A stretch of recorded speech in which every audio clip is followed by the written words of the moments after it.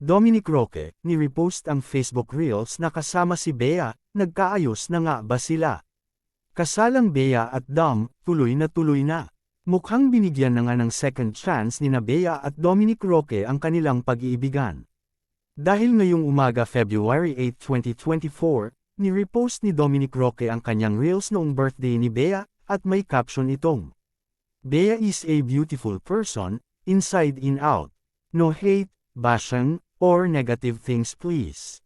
Tila may progress na nga, ang pag-uusap muli ng magkasintahan at siniguro ni Dominic Roque, na maprotektahan si Bea Alonzo, laban sa mga maling akusasyon na ipinupukol sa kanyang nobya.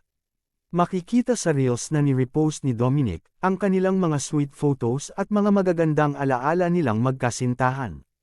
Hindi pa yata huli ang lahat, maaaring hindi pa rin sumusuko ang binata, na makuha muli ang loob ng dalaga.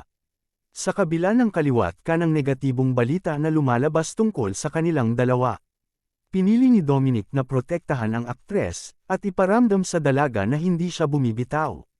At dahil dito, pinupuri ngayon ng mga netizens ang binata, dahil sa magandang pagpapalaki umano ng kanyang mga magulang kay Dominic. Marami naman ang natuwa sa ginawang ito ni Dominic, at hinangaan ang binata sa kanyang pagprotekta sa dalaga.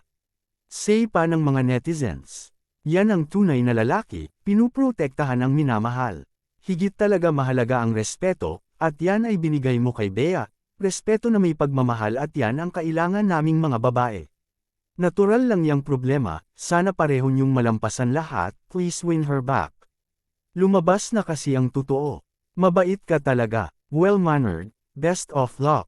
Di ako pinapaiyak ng jowa ko, pero kayo pinaiyak niyo ko, magbalikan na kayo please. Naku sana magbalikan sila, sayang pinagsamahan nila. Ganun talaga sa pag-ibig may pagsubok. Kaya Dominic, kung talagang mahal mo, ipaglaban mo. Wala pa mang opisyal na statement sina Bea at Dom, pero may nakikitang second chance ang mga netizens. Komento pa ng ilan, walang imposible, sa taong nagpupursage.